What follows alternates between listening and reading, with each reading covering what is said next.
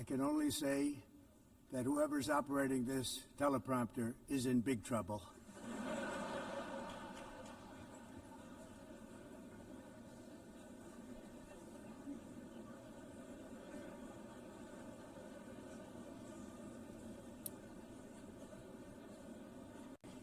Hello, Madam First Lady. Thank you very much for being here.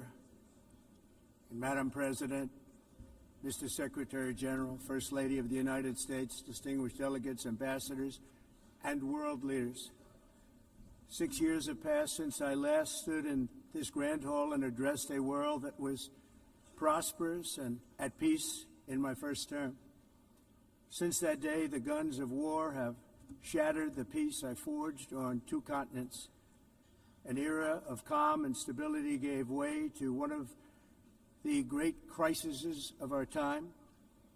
And here in the United States, 4 years of weakness, lawlessness, and radicalism under the last administration delivered our nation into a repeated set of disasters. 1 year ago, our country was in deep trouble, but today, just 8 months into my administration, we are the hottest country anywhere in the world, and there is no other country even close. America is blessed with the strongest economy, the strongest borders, the strongest military, the strongest friendships, and the strongest spirit of any nation on the face of the earth. This is indeed the golden age of America. We are rapidly reversing the economic calamity we inherited from the previous administration, including ruinous price increases and record-setting inflation like we've never had before. Under my leadership, energy costs are down, gasoline prices are down, grocery prices are down, mortgage rates are down, and inflation has been defeated.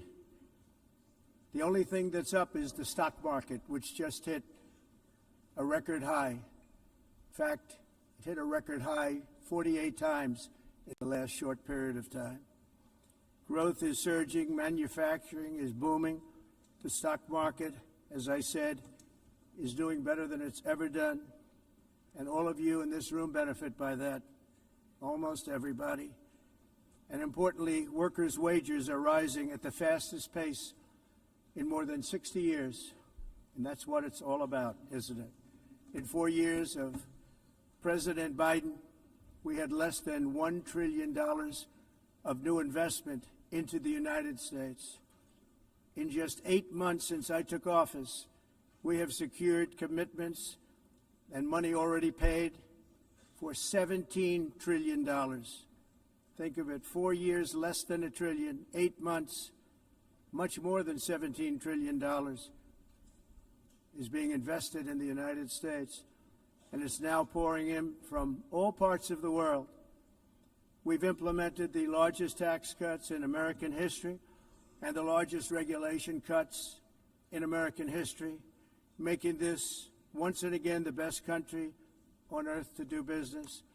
And many of the people in this room are investing in America, and it's turned out to be an awfully good investment during this 8-month period. In my first term, I built the greatest economy in the history of the world. We had the best economy ever, history of the world. And I'm doing the same thing again, but this time it's actually much bigger and even better. The numbers far surpass my record-setting first term.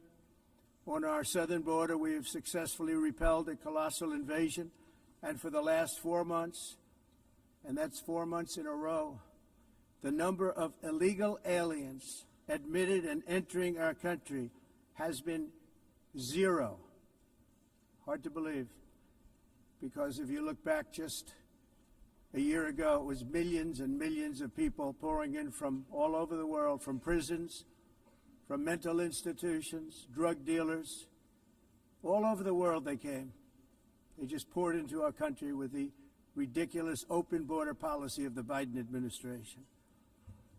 Our message is very simple. If you come illegally into the United States, you're going to jail or you're going back to where you came from, or perhaps even further than that. You know what that means. I want to thank the country of El Salvador for the successful and professional job they've done in receiving and jailing so many criminals that entered our country. And it was under the previous administration that the number became record-setting, and they're all being taken out. We have no choice. And other countries have no choice because other countries are in the exact same situation with immigration. It's destroying your country, and you have to do something about it.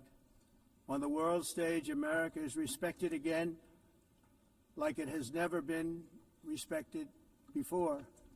You think about 2 years ago, 3 years ago, 4 years ago, or 1 year ago, we were a laughingstock all over the world. At the NATO summit in June, virtually all NATO members formally committed to increase defense spending at my request from 2% to 5% of GDP, making our alliance far stronger and more powerful than it was ever before.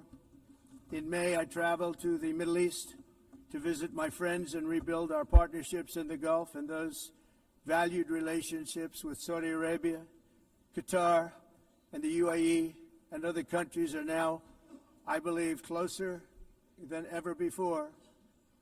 My administration has negotiated one historic trade deal after another, including with the United Kingdom, the European Union, Japan, South Korea, Vietnam, Indonesia, the Philippines, Malaysia, and many, many others.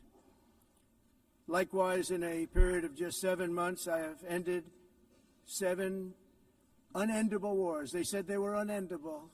You're never going to get them solved. Some were going for 31 years, 2 of them, 31, think of it, 31 years. One was 36 years. One was 28 years. I ended 7 wars. And in all cases, they were raging with countless thousands of people being killed. This includes Cambodia and Thailand, Kosovo and Serbia, the Congo and Rwanda, a vicious, violent war that was, Pakistan and India, Israel and Iran, Egypt and Ethiopia, and Armenia and Azerbaijan. It included all of them. No president or prime minister, and for that matter, no other country has ever done anything close to that. And I did it in just 7 months. It's never happened before. There's never been anything like that. I'm very honored to have done it. It's too bad that I had to do these things instead of the United Nations doing them. And sadly, in all cases, the United Nations did not even try to help in any of them. I ended 7 wars, dealt with the leaders of each and every one of these countries, and never even received a phone call from the United Nations offering to help in finalizing the deal. All I got from the United Nations was an escalator that on the way up stopped right in the middle. If the First Lady wasn't in great shape, she would have fallen. But she's in great shape. We're both in good shape. We both stood. And then a teleprompter that didn't work. These are the 2 things I got from the United Nations, a bad escalator and a bad teleprompter. Thank you very much. And by the way, it's working now. It just went on. Thank you. I think I should just do it the other way. It's easier. Thank you very much. I didn't think of it at the time because I was too busy working to save millions of lives. That is the saving and stopping of these wars. But later I realized that the United Nations wasn't there for us. They weren't there. I thought of it really after the fact, not during these negotiations, which were not easy. That being the case, what is the purpose of the United Nations? The UN has such tremendous potential. I've always said it. It has such tremendous, tremendous potential. But it's not even coming close to living up to that potential. For the most part, at least for now, all they seem to do is write a really strongly worded letter and then never follow that letter up. It's empty words, and empty words don't solve war. The only thing that solves war and wars is action. Now, after ending all of these wars and also earlier negotiating the Abraham Accords, which is a very big thing for which our country received no credit, never receives credit. Everyone says that I should get the Nobel Peace Prize for each one of these achievements. But for me, the real prize will be the sons and daughters who live to grow up with the mothers and fathers, because millions of people are no longer being killed in endless and unglorious wars. What I care about is not winning prizes, it's saving lives. We saved millions and millions of lives with the 7 wars. And we have others that we're working on, and you know that. Many years ago, a very successful real estate developer in New York, known as Donald J. Trump, I bid on the renovation and rebuilding of this very United Nations complex. I remember it so well. I said at the time that I would do it for $500 million, rebuilding everything. It would be beautiful. I used to talk about, I'm going to give you marble floors. They're going to give you terrazzo. I'm going to give you the best of everything.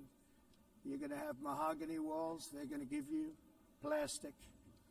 But they decided to go in another direction, which was much more expensive at the time, and which actually produced a far inferior product.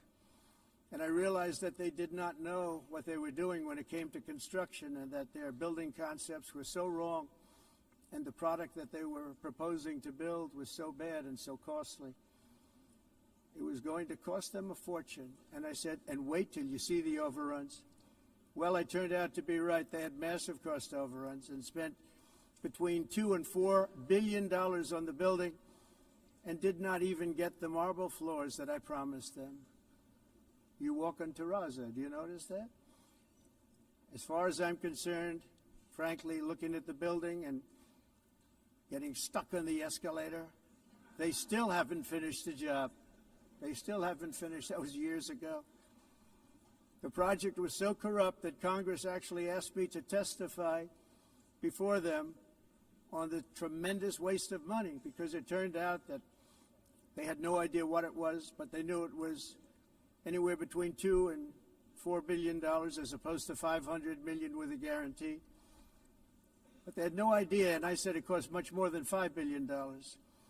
Unfortunately, many things in the United Nations are happening just like that, but on an even much bigger scale, much, much bigger. Very sad to see.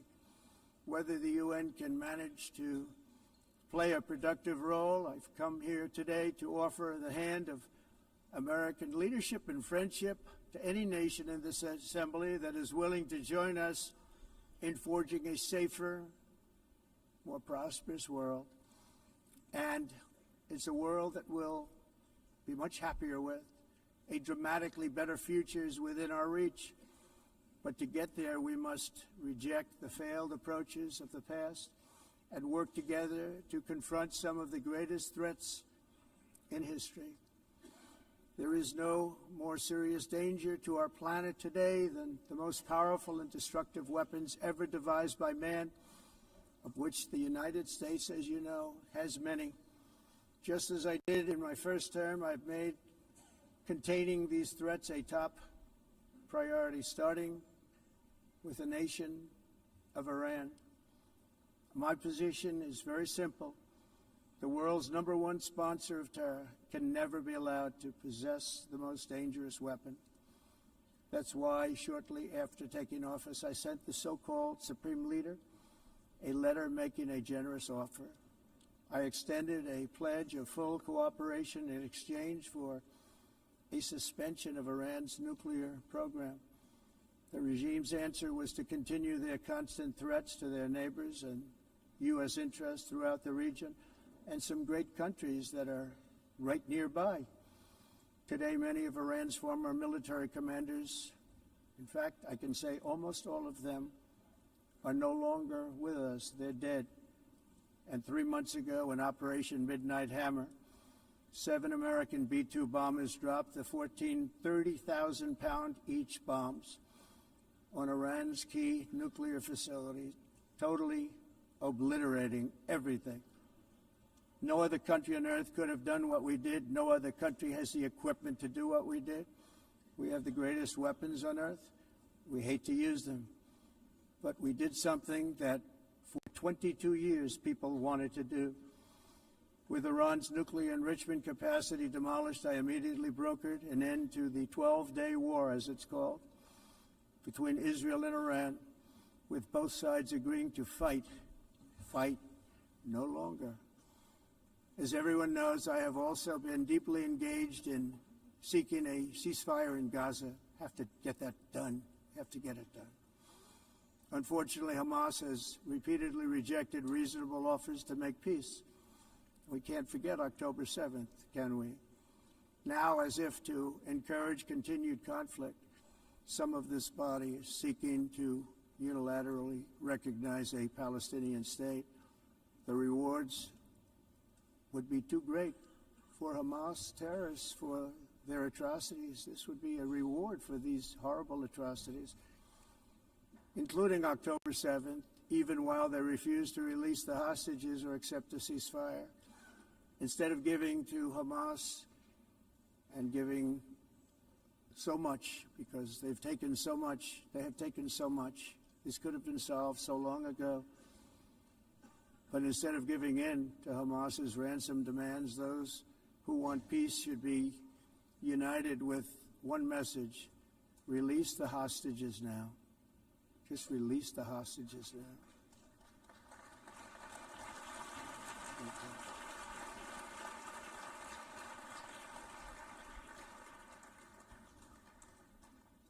Thank you. As we have got to come together, and we will come together, got to get it done. We have to stop the war in Gaza immediately. We have to stop it. We have to get it done. We have to negotiate, immediately have to negotiate peace. We got to get the hostages back. We want all 20 back. We don't want 2 and 4. As you know, I got, along with Steve Witkoff and others that helped us, Marco Rubio, we got most of them back. We were involved in all of them. But I always said the last 20 are going to be the hardest, and that's exactly what happened. We have to get them back now. We don't want to get back 2, and then another 2, and then 1, and then 3. Have this process. No, we want them all back, and we want the actually 38 dead bodies back too. Those parents came to me, and they want them back, and they want them back very quickly and very badly, as though they were alive. They want them. They want them every bit as much as if their son or daughter were alive. I've also been working relentlessly, stopping the killing in Ukraine. I thought that would be, of the 7 wars that I stopped, I thought that would be the easiest because of my relationship with President Putin, which had always been a good one.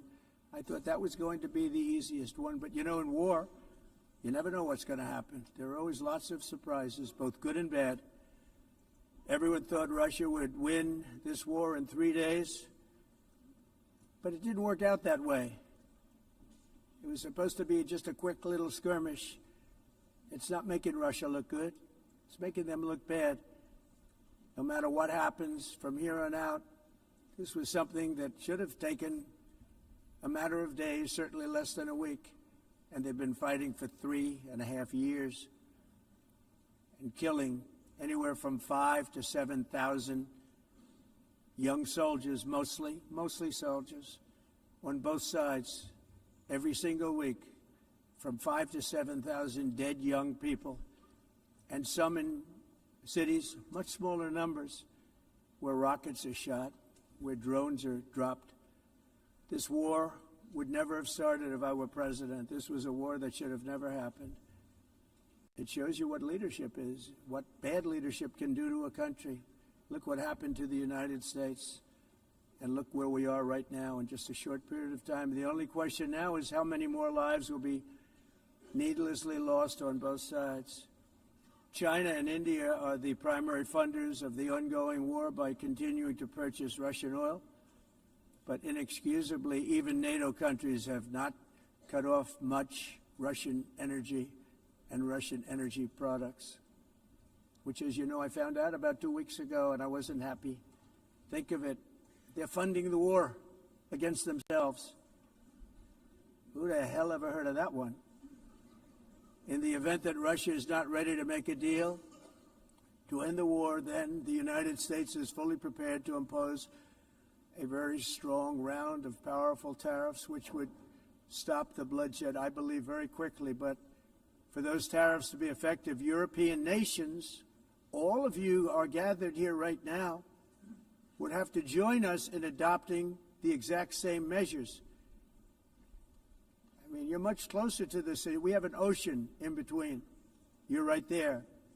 And Europe has to step it up. They can't be doing what they're doing. They're buying oil and gas from Russia while they're fighting Russia. It's embarrassing to them, and it was very embarrassing to them when I found out about it, I can tell you that. They have to immediately cease all energy purchases from Russia. Otherwise, we're all wasting a lot of time.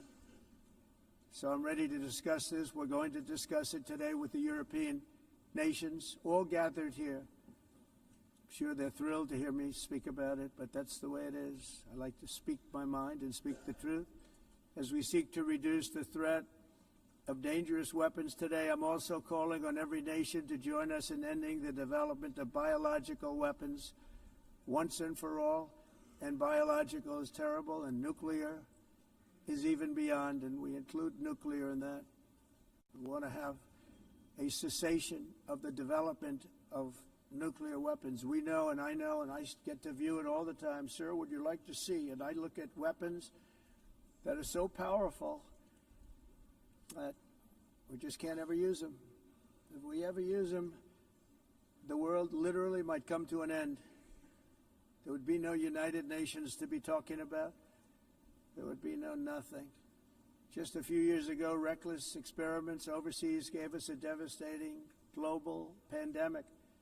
Yet despite that worldwide catastrophe, many countries are continuing extremely risky research into bioweapons and man-made pathogens. This is unbelievably dangerous.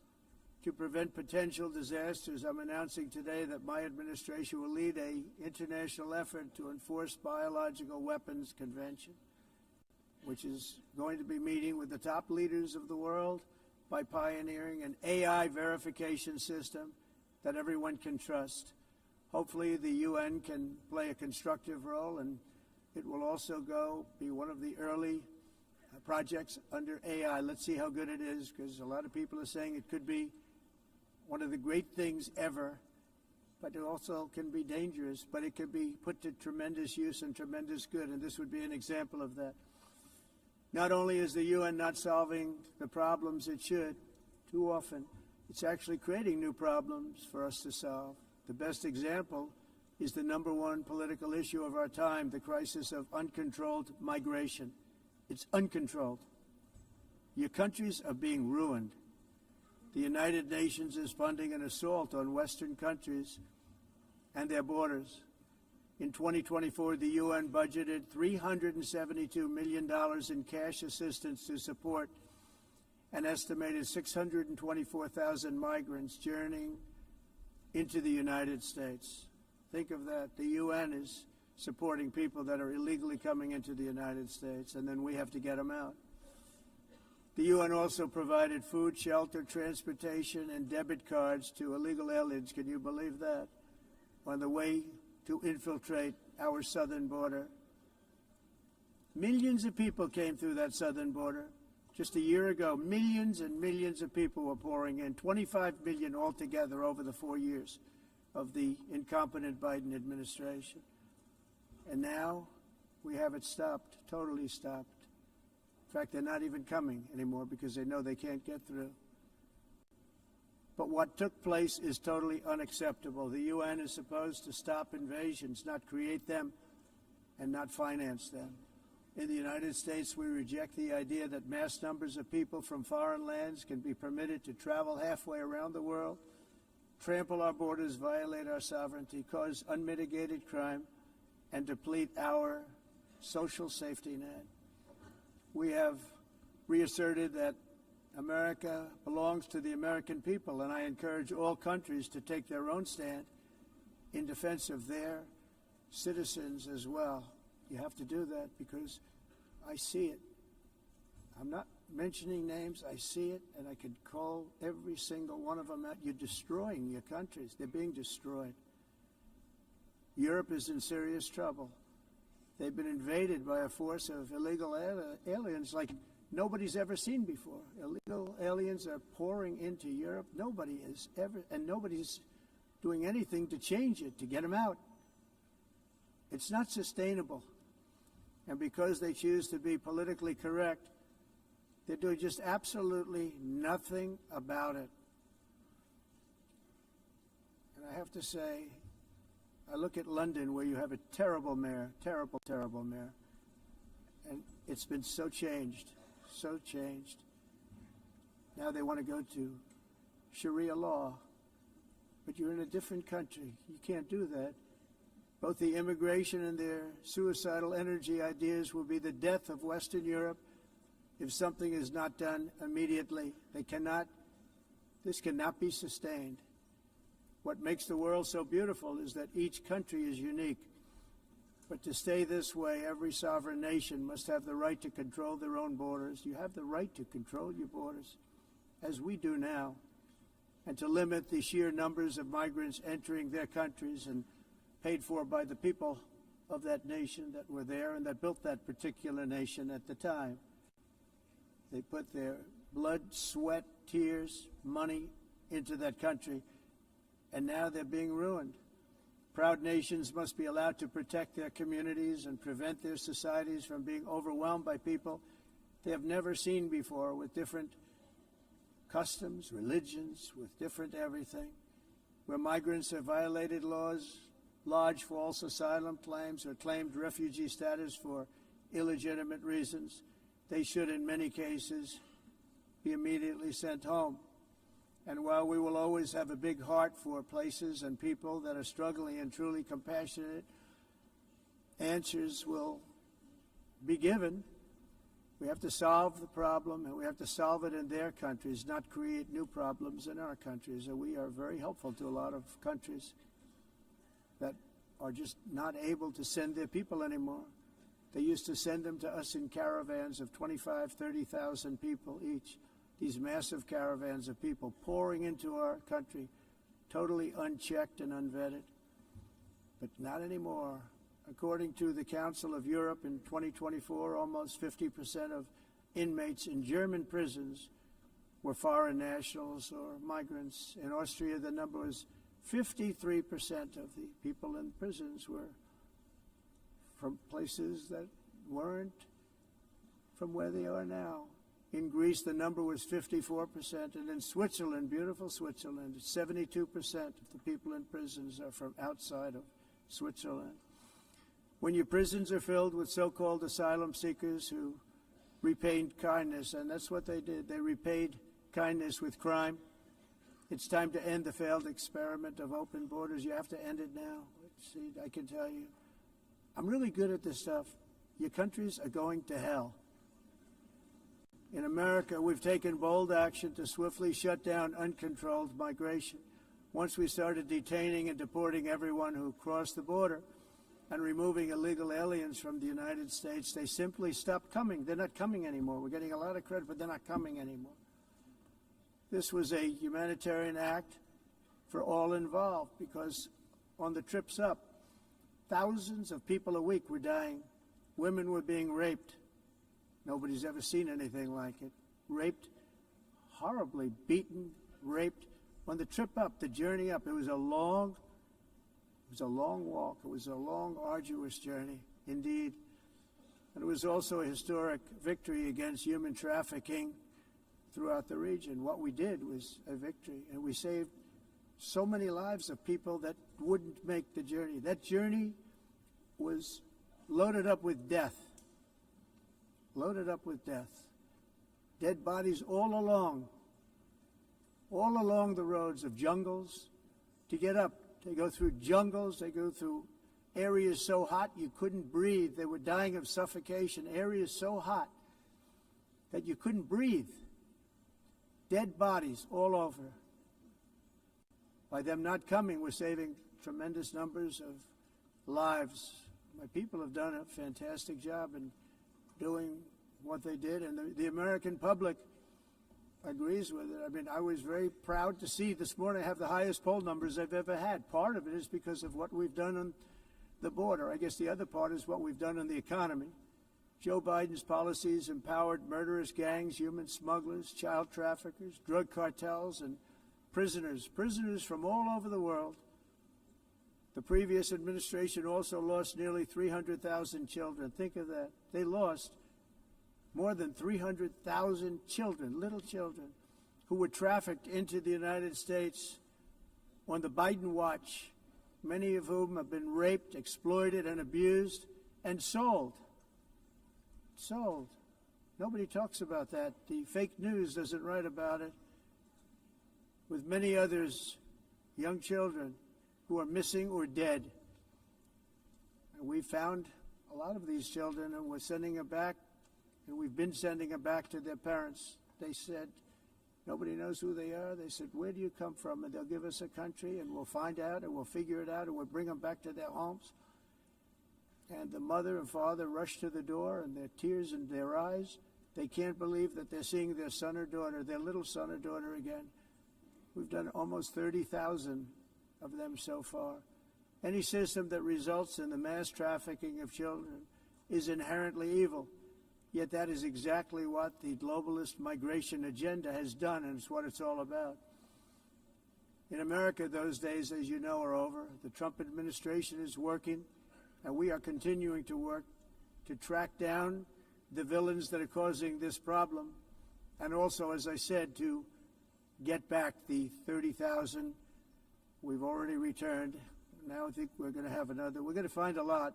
You're not going to find all of them. More than 300,000. They're lost or they're dead. They're lost or they're dead because of the animals that did this. To protect our citizens, I've also designated multiple savage drug cartels as far as and you see this, and you see it happening right before your eyes. Let's put it this way. People don't like taking big loads of drugs in boats anymore. There aren't too many boats that are traveling on the seas by Venezuela. They tend not to want to travel very quickly anymore. And we've virtually stopped drugs coming into our country by sea. We call them the water drugs. They kill hundreds of thousands of people. I've also designated multiple savage drug cartels as far as foreign terrorist organizations, along with two bloodthirsty transnational gangs, probably the worst gangs anywhere in the world, MS-13 and Tren de Aragua. Tren de Aragua is from Venezuela, by the way. Such organizations torture, maim, mutilate, and murder with impunity. They're the enemies of all humanity. For this reason, we've recently begun using the supreme power of the United States military to destroy Venezuelan terrorists and trafficking networks led by Nicolas Maduro. To every terrorist thug smuggling poisonous drugs into the United States of America, please be warned that we will blow you out of existence. That's what we're doing. We have no choice. Can't let it happen. They're destroying. I believe we lost 300,000 people last year to drugs, 300,000. Fentanyl and other drugs. Each boat that we sink carries drugs that would kill more than 25,000 Americans. We will not let that happen. Energy is another area where the United States is now thriving like never before. We're getting rid of the falsely named renewables. By the way, they're a joke. They don't work. They're too expensive. They're not strong enough to fire up the plants that you need to make your country great. The wind doesn't blow. Those big windmills are so pathetic and so bad, so expensive to operate. And they have to be rebuilt all the time, and they start to rust and rot. Most expensive energy ever conceived, and it's actually energy. You're supposed to make money with energy, not lose money. You lose money, the governments have to subsidize. You can't put them out without massive subsidies.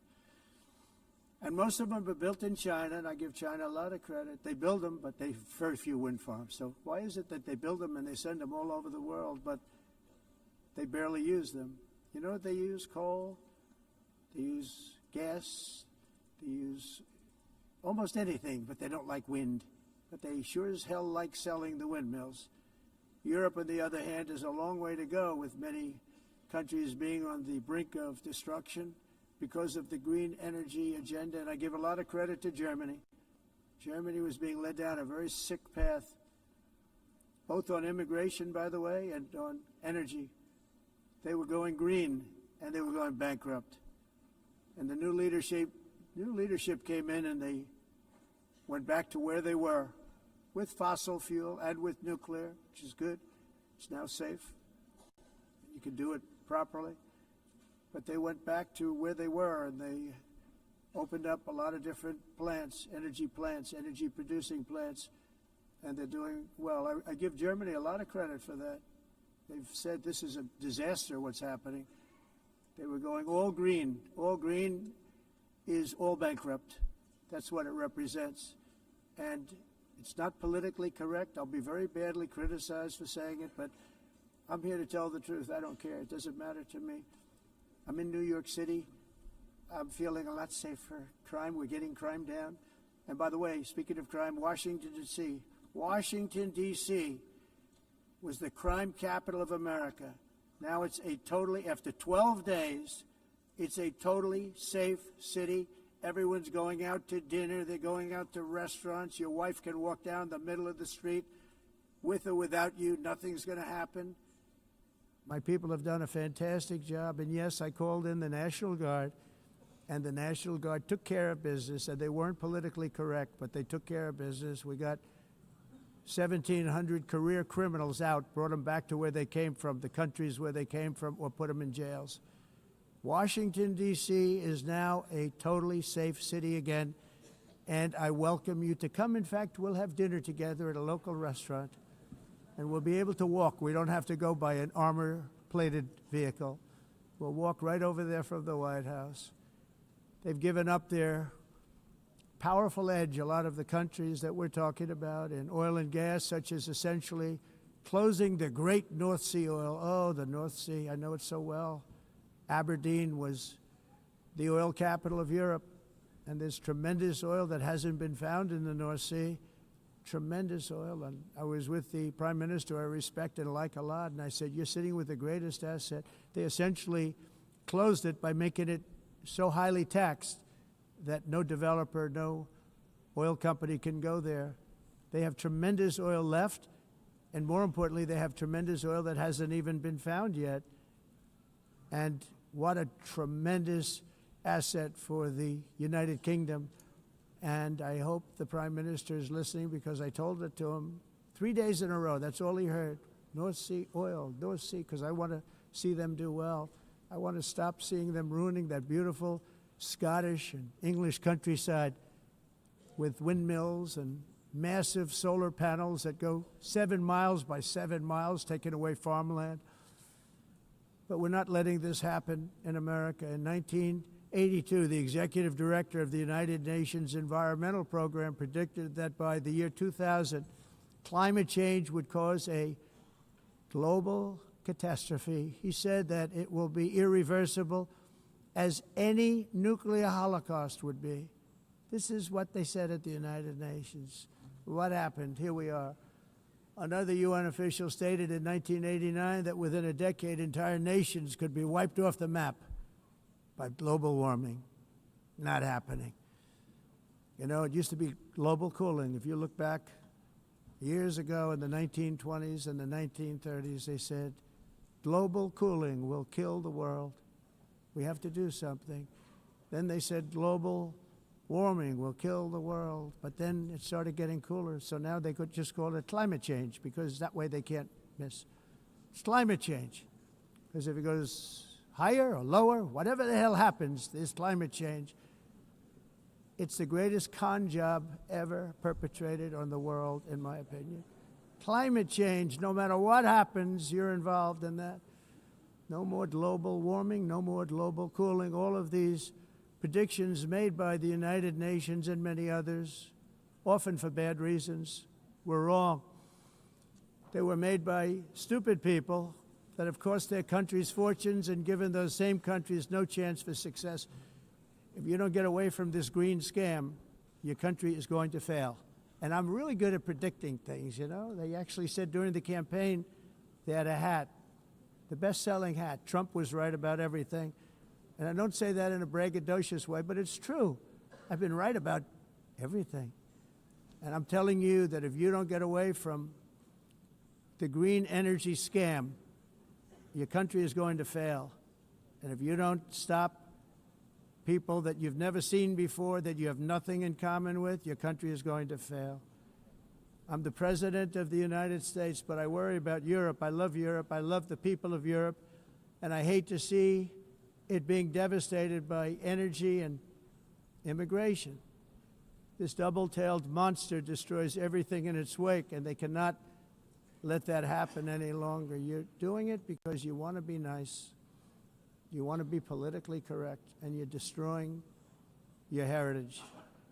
They must take control strongly and immediately of the unmitigated immigration disaster and the fake energy catastrophe before it's too late. The carbon footprint is a hoax made up by people with evil intentions, and they're heading down a path of total destruction. You know, the carbon footprint was a big, big thing a few years ago. I remember hearing about the carbon footprint, and then President Obama would get into Air Force One, a massive Boeing 747, and not a new one, an old one with old engines that spew everything into the atmosphere.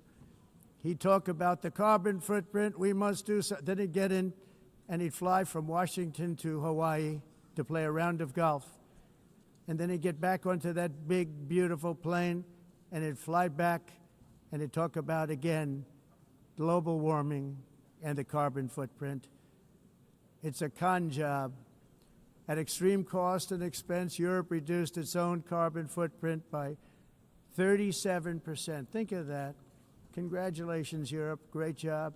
You cost yourself a lot of jobs, a lot of factories closed, but you reduced the carbon footprint by 37%. However, for all of that sacrifice and much more, it's been totally wiped out and then some by a global increase of 54%. Much of it coming from China and other countries that are thriving around China, which now produces more CO2 than all the other developed nations in the world. So all of these countries are working so hard on the carbon footprint, which is nonsense, by the way. It's nonsense. You know, it's interesting. In the United States, we have still radicalized environmentalists, and they want the factories to stop. Everything should stop. No more cows. We don't want cows anymore. I guess they want to kill all the cows. They want to do things that are just unbelievable, and you have it too. But you know, we have a border, strong, and we have a shape, and that shape doesn't just go straight up. That shape is amorphous when it comes to the atmosphere. And if we had the most clean air, and I think we do, we have very clean air. We have the cleanest air we've had in many, many years. But the problem is that other countries, like China, which has air that's a little bit rough, it blows. And no matter what you're doing down here, the air up here tends to get very dirty because it comes in from other countries where their air isn't so clean. And the environmentalists refuse to acknowledge that. Same thing with garbage. In Asia, they dump much of their garbage right into the ocean. And over about a 1 week and 2 week journey, it flows right past Los Angeles. You've seen it.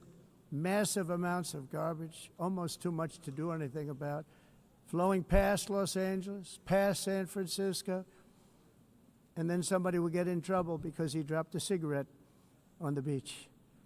The whole thing is crazy. The primary effect of these brutal green energy policies has not been to help the environment, but to redistribute manufacturing and industrial activity from developed countries that follow the insane rules that are put down to polluting countries that break the rules and are making a fortune. They're making a fortune. European electricity bills are now 4 to 5 times more expensive than those in China, and 2 to 3 times higher than the United States. And our bills are coming way down. You probably see that our gasoline prices are way down. You know, we have an expression, drill, baby, Nós drill. reduzimos And os that's what we're custos doing. de energia porque nós faremos, como a expressão, vamos fazer tudo isso, reduzir os custos de energia e os custos diminuíram nos Estados Unidos. Por exemplo, se você olhar nos países em faturas de mas nós nos Estados Unidos conseguimos usar eles e evitar aumento da temperatura, porque é muito caro também usar nada e ninguém usa isso. The entire globalist concept of asking successful industrialized nations to inflict pain on themselves and radically disrupt their entire societies must be rejected completely and totally, and it must be immediate. That's why in America I withdrew from the fake Paris Climate Accord, where, by the way, America was paying so much more than every country. Others weren't paying. China didn't have to pay until 2030. Russia was given an old standard that was easy to meet, a 1990 standard. But for the United States, we're supposed to pay like $1 trillion. And I said, this is another scam. The fact is, the United States has been taken advantage of by the world for many, many years, but not any longer, as you probably noticed. I unleashed massive energy production and signed historic executive orders to hunt for oil, but we don't have to do much hunting because we have the most oil of any nation anywhere, oil and gas in the world. And if you add coal, we have the most of any nation in the world. Clean, I call it clean, beautiful coal. You can do things today with coal that you couldn't have done 10 years ago, 15 years. So I have a little standing order in the White House. Never use the word coal, only use the words clean, beautiful coal. Sounds much better, doesn't it? But we stand ready to provide any country with abundant, affordable energy supplies if you need them, when most of you do. We're proudly exporting energy all over the world. We're now the largest exporter. In the United States, we want trade and robust commerce with all nations, everybody. We want to help nations. We're going to help nations. But it must also be fair and reciprocal. The challenge with trade is much the same with climate. The countries that followed the rules, all their factories have been plundered. It's really sad to watch. They've been broken. They've been broken by countries that broke the rules. That's why the United States is now applying tariffs to other countries, and much as these tariffs were for many years applied to us, uncontrollably applied to us. We've used tariffs as a defense mechanism under the Trump administration, including my first term, where hundreds of billions of dollars in tariffs were taken in. And by the way, we had the lowest inflation, and now we have very low inflation. The only thing different is that we have hundreds of billions of dollars flowing into our country. But this is how we will ensure that the system works for everyone and is sustainable into the future. We're also using tariffs to defend our sovereignty and security throughout the world, including against nations that have taken advantage of former U.S. administrations for decades, including the most corrupt, incompetent administration in history, the sleepy Joe Biden administration.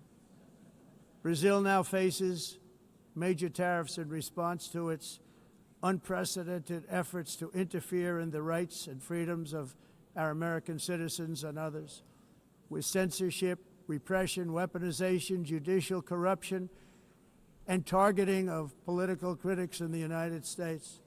I have a little problem saying this because I must tell you, I was walking in and the leader of Brazil was walking out. We saw him, and I saw him, he saw me, and we embraced.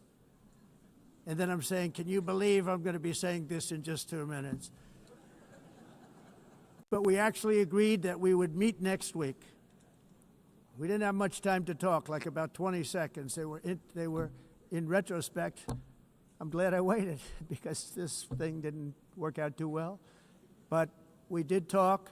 We had a good talk, and we agreed to meet next week, if that's of interest. But he seemed like a very nice man, actually. He liked me, I liked him. But if you, and I only do business with people I like. When I don't like them, I don't like them. But we had, at least for about 39 seconds, we had excellent chemistry. It's a good sign. But also in the past, Brazil, can you believe this, unfairly tariffed our nation, but now because of our tariffs, we are hitting them back, and we're hitting them back very hard. As president, I will always defend our national sovereignty and the rights of American citizens. So I'm very sorry to say this, that Brazil is doing poorly and will continue to do poorly. They can only do well when they're working with us. Without us, they will fail, just as others have failed. It's true. Next year, the United States will celebrate the 250th anniversary of our glorious independence, a testament to enduring power and American freedom and spirit. We will also be proudly hosting the 2026 FIFA World Cup, and shortly thereafter, the 2028 Olympics, which is going to be very exciting. I hope you all come.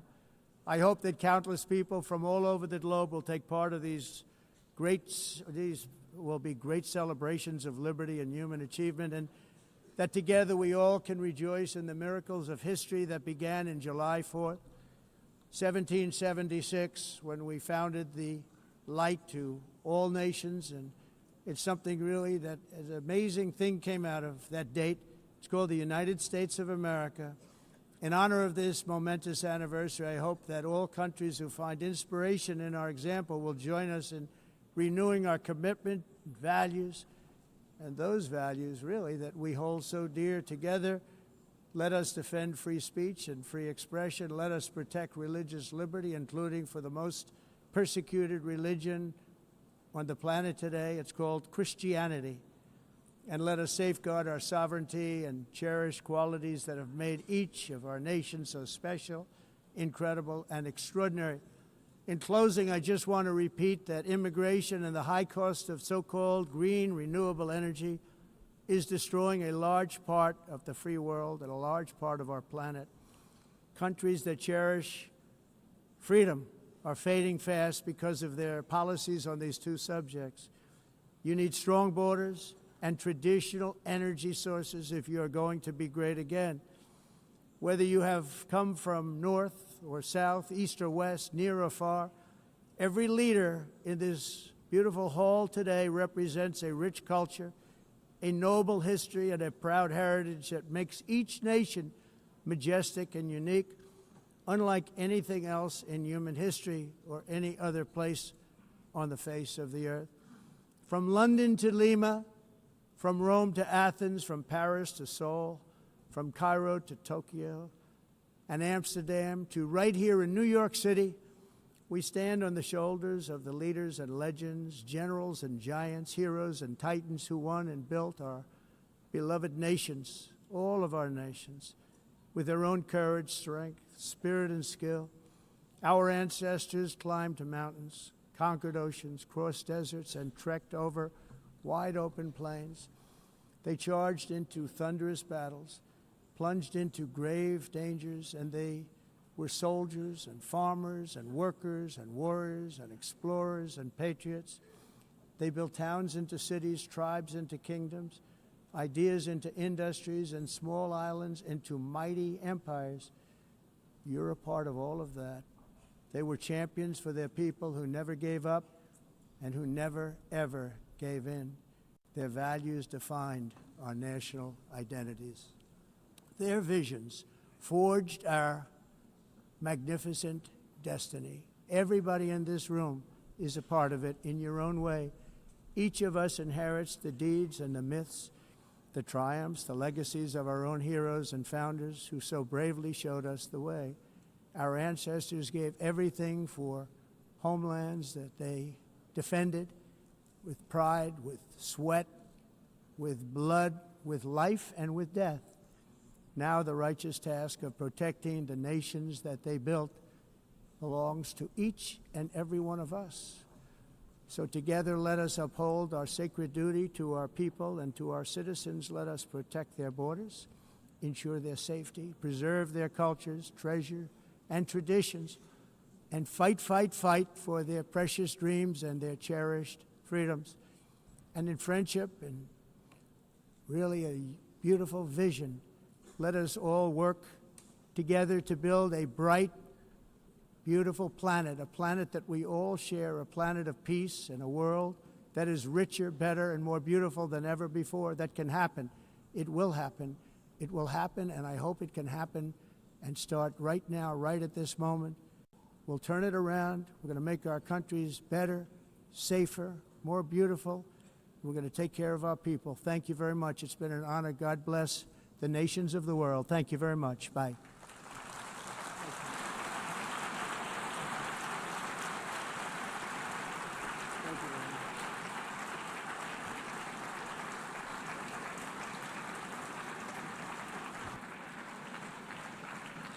On behalf of the Assembly, I wish to thank the President of the United States,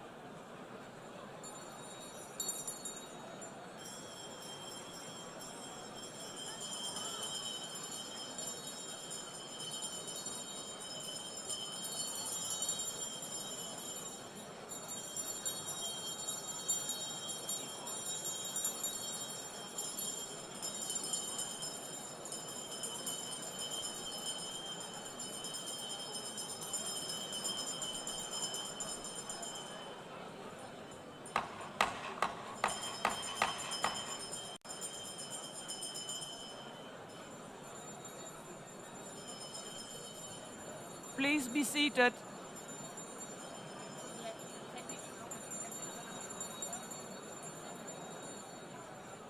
Please be seated.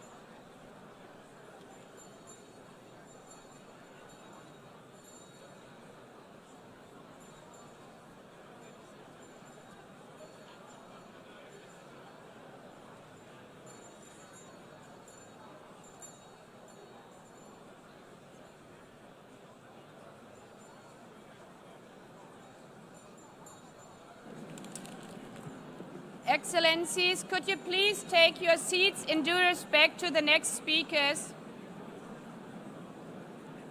The second row, could you please take your seat right now?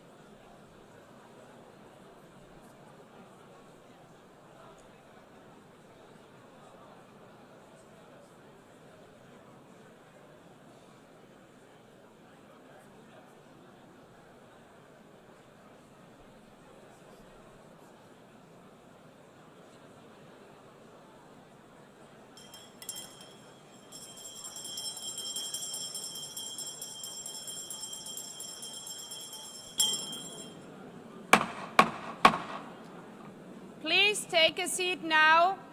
With due respect to the next speakers, I would kindly ask you, gentlemen in the left row, please take your seats.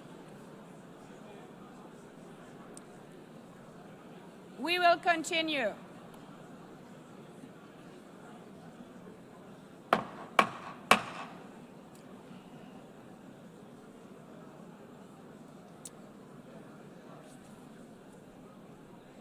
Excellencies, as we are receiving queries, I would like to assure you that don't worry, the UN teleprompters are working perfectly.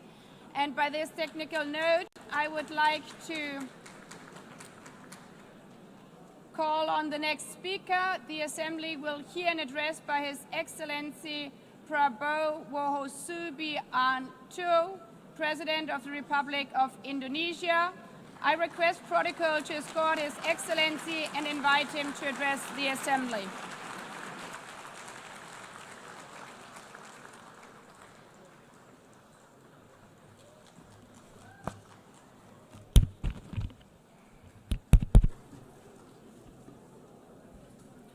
His Excellency, Mr. Antonio Guterres, Secretary General of the United Nations, Her Excellency, Madame Annalena Baerbock, President of the United Nations General Assembly, His Excellency, Mr. Moses Abelian, Under-Secretary General for General Assembly and Management, Excellencies, Heads of States, Heads of Governments, distinguished delegates, ladies and gentlemen. It is indeed a great honor for me to stand in this august General Assembly Hall among leaders and representatives who represent almost all of humanity. We differ in race, religion, and nationality, yet we gather together today as one human family. We are here first and foremost as fellow human beings, each created equal, endowed with unalienable rights to life, liberty, and the pursuit of happiness. The words of the United Nations Declaration of Independence